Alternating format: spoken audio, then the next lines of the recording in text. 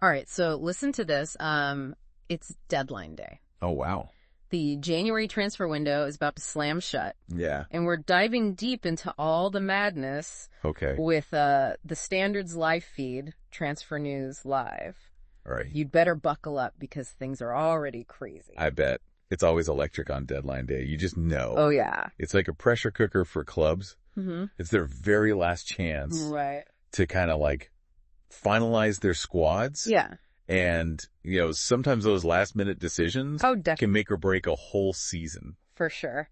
So let's kick things off with Arsenal. Okay. They're sitting pretty at the top of the league right now. Yeah. But the question is, can they stay there? Right. They're obviously looking to boost their attack. And it looks like Ollie Watkins from Aston Villa is on their radar. Interesting. They've already had one bid rejected. Oh. But get this, Watkins just picked up a muscle injury. So now, could this change things? Or will Arsenal just move on to other targets? Well, a muscle injury is definitely a curveball. Yeah. Clubs usually pay what's called a loan fee. Right. To kind of like borrow a player temporarily. Mm-hmm. And if Watkins is sidelined for a while, that fee might not be worth it for Arsenal. I see. Especially considering they've also got their eye on Mathys Tel. Okay. Who's this young prospect from Bayern Munich. Mathys Tel. Now, he's an interesting one. He is. I mean, Bayern's famous for developing some of the best players out there. So what is it about Tel that makes him such a hot commodity? And what's the story with Manchester United supposedly being in the mix, too? Yeah. So Tel's got that special something. Okay. You know, you can't teach it at just 19. Wow. He's shown incredible skill and composure already playing for Bayern. And both Arsenal and Manchester United are really hungry for that kind of attacking talent. Yeah. Imagine a bidding war between those two giants. Oh, man, that would be a headline. Right. And speaking of Manchester United, it seems they're on a striker hunt themselves. They loaned out Marcus Rashford to Aston Villa. Right. And now everyone's wondering who they'll bring in to fill that gap. Yeah. The rumor mill is going crazy. I bet. And one name keeps popping up. Oh, yeah. Liam Delap. A young talent from, wait for it, Man City. Oh, wow.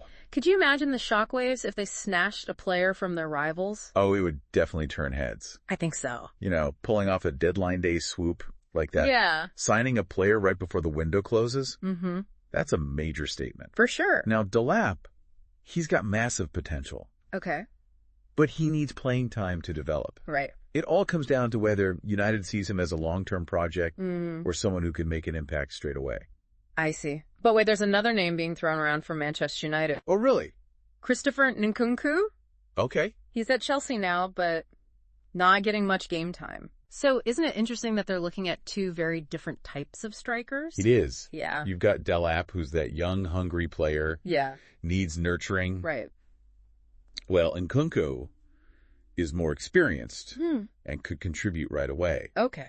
So this tells us that Manchester United's strategy, it's not quite clear yet. Right. Are they thinking about the present or building for the future? Yeah. It's like a puzzle we're trying to figure out. All right. Let's switch gears for a sec and talk about Tottenham. Okay.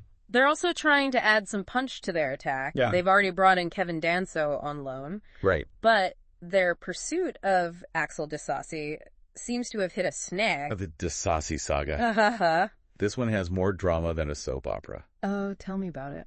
So apparently Spurs have agreed on a loan fee with Chelsea. Okay. But Disasi himself, he hasn't given the green light. He's actually keen on going to Aston Villa. Really? But Chelsea hasn't approved that move. It's a real transfer triangle. It is a tangled web. But Disasi isn't the only name on Tottenham's list. Oh, no. They're also looking at Joao Felix from Chelsea, Leon Bailey from Aston Villa. Interesting. And even Alejandro Garnacho from Manchester United. Oh. They're really casting a wide net here. What do you make of their potential targets? Well, each player brings something different. You know? Felix would be a huge signing. Oh, yeah. A real statement from Tottenham. But he might come with a hefty price tag. That's true.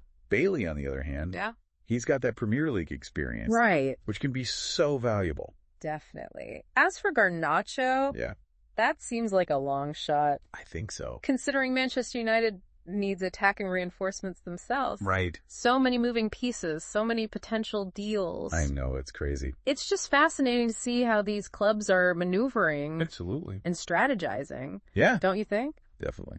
Now, there's one club that seems to be doing more selling than buying. Oh, yeah. Chelsea. They've already sent Ben Chilwell on loan to Crystal Palace. Right. And the rumors suggest more departures might be on the horizon. Interesting. So what's the strategy there? It's fascinating, isn't it? Yeah. Sometimes it's not just about bringing in fresh faces. Yeah. It's about making space, creating opportunity within the squad you already have. I see. By sending players like Chilwell on loan.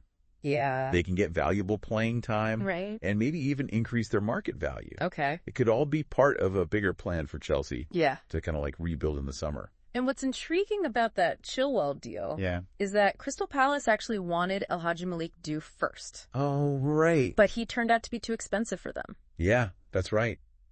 And that's a classic example of the financial realities of football.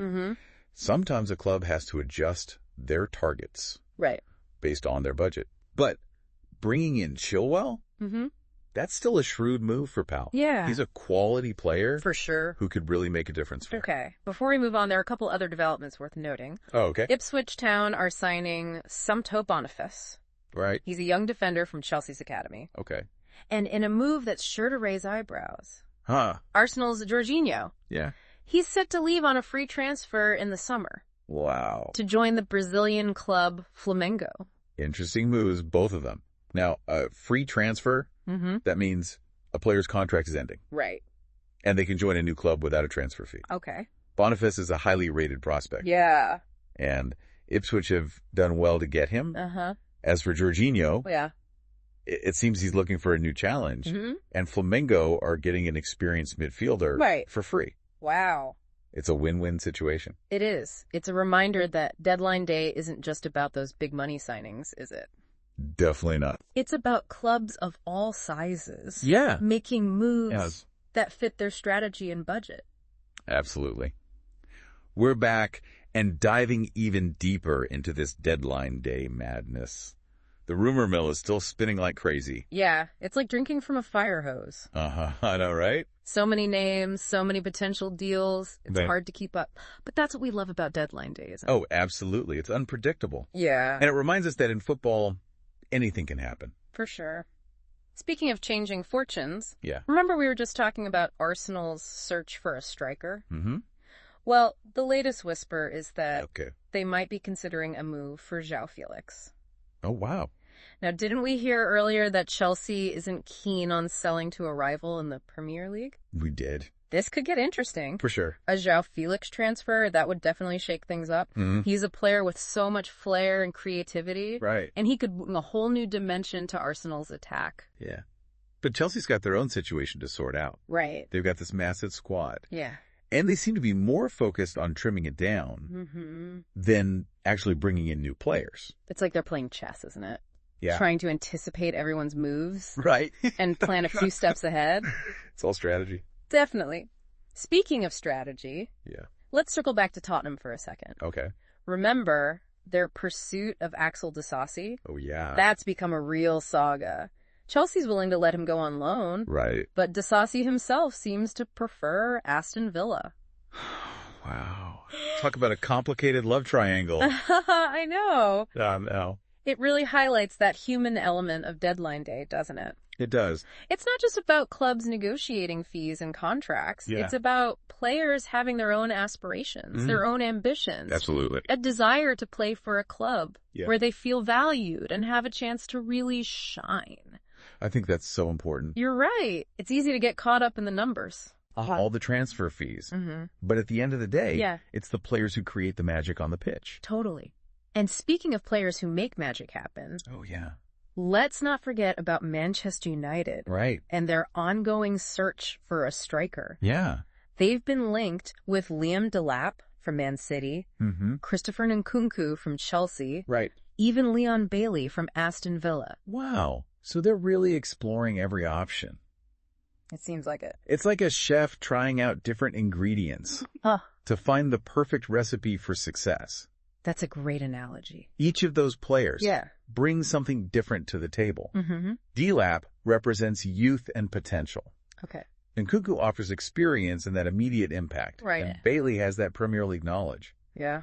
It'll be fascinating to see what direction they go in. Yeah, so much of it depends on what kind of statement Manchester United wants to make. Exactly. Are they okay with just a top 4 finish? Yeah. Or are they shooting for something more? Right. We'll get some clues from their deadline day choices. For sure. While we're focused on these big clubs, it's important to remember that plenty of smaller clubs are making smart moves in this transfer window, too. Definitely. Remember, we mentioned Ipswich Town signing Simto Boniface from Chelsea's academy? Right. He's a young defender with a lot of potential. Yes. And Ipswich might have just gotten a steal. It's those under-the-radar signings that can sometimes be the most impactful. I agree. A young player like Boniface, eager to prove himself, he could become a key player for Ipswich. Right. And maybe even attract attention from bigger clubs down the road. Absolutely. It reminds us that deadline day isn't just about the blockbuster deals and those headline-grabbing transfers. Yeah. It's about clubs of all sizes trying to improve their squads and build for the future. And sometimes the best value is in those hidden gems waiting to be discovered. I love that perspective. Yeah. Speaking of hidden gems. What about Arsenal's Jorginho? Oh, right. He's set to leave on a free transfer in the summer. To join the Brazilian club Flamengo. It's not really a deadline day move. Right. But it's still a pretty big deal. Yeah, it's not every day that a player like Jorginho becomes available on a free transfer. Right. He's been so important for Arsenal. Yeah. And his experience and leadership will definitely be missed. But for Flamengo, what a chance to sign a world-class midfielder without having to pay a transfer fee. It shows you that even in the last few hours of the transfer window, there are still surprises to be had. It's what I love about Deadline Day. It's like a live theater production. Love that. So many unexpected plot twists. Yeah. And this constant sense of anticipation. True. Who knows what's going to happen next? Right. It keeps us glued to our screens. Yeah. Hitting refresh on those live feeds. Just waiting for the next big announcement. It's addicting.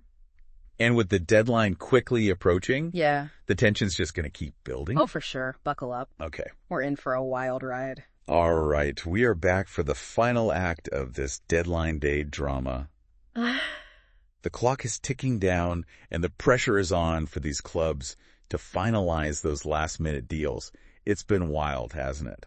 Oh, it has. We've seen those big money moves, loan deals, even a couple surprises along the way. Right. As the transfer window slams shut, the big question is... What's that? Which clubs have played their cards right? It really is like a giant poker game. Yeah. And we're about to see who's holding that winning hand. Exactly. We've seen clubs like Arsenal and Manchester United going all in for attacking reinforcements. I mean, they clearly know they need more firepower if they want to hit their goals this season. For sure. And, you know, those high-stakes chases for players like Ollie Watkins, Mathys Tel, it tells us a lot about how competitive the Premier League really is. The margins for success are so tiny that clubs are willing to spend big just to get that tiny advantage. But then you've got a club like Chelsea who've gone in a totally different direction. Right.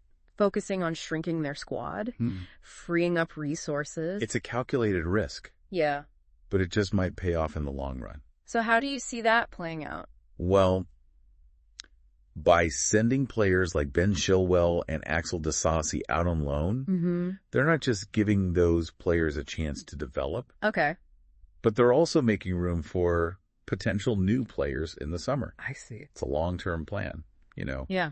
One that could totally change the club. And it reminds us that Deadline Day isn't only about those big flashy signings. No, it's not. We've seen smaller clubs like Ipswich Town. Right. Making some pretty savvy moves. Like what? Like getting that young defender Simto Boniface from Chelsea's academy. Oh, yeah, he's a good one. Boniface is a perfect example of a club finding a real gem in a less talked about player. Right. And sometimes, you know, it's these under-the-radar signings that can really shake things up. I agree. And it shows you... What's that? You don't need a bottomless pit of money to put together a winning team. Exactly. You know, it's been fascinating to watch how each club has tackled this Deadline Day. For sure. From those all-out blitzes to the more calculated moves. But now that the window is closed, the real work starts now. It does.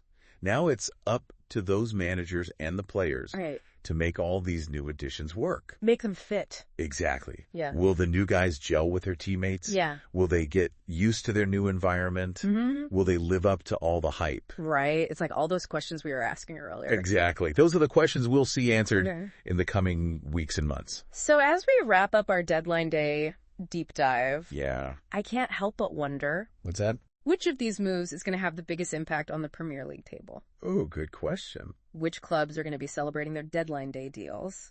Mm-hmm. And which ones are going to be kicking themselves thinking, what if? Only time will tell. That's true. But that's what makes football so great, right? Oh, yeah. The drama never stops. Okay. Even with the transfer window closed, the competition keeps going. Absolutely. Every game, every goal, every win, and every loss. Yeah. All of it will shape the future of these clubs. Well said. And we'll be right here to break it all down for you. So thanks for joining us on this crazy route through deadline day. It's been fun. We'll be back soon with more insights and analysis as this Premier League season heats up. Looking forward to it. Until then, keep exploring, keep asking those questions, and keep diving deep.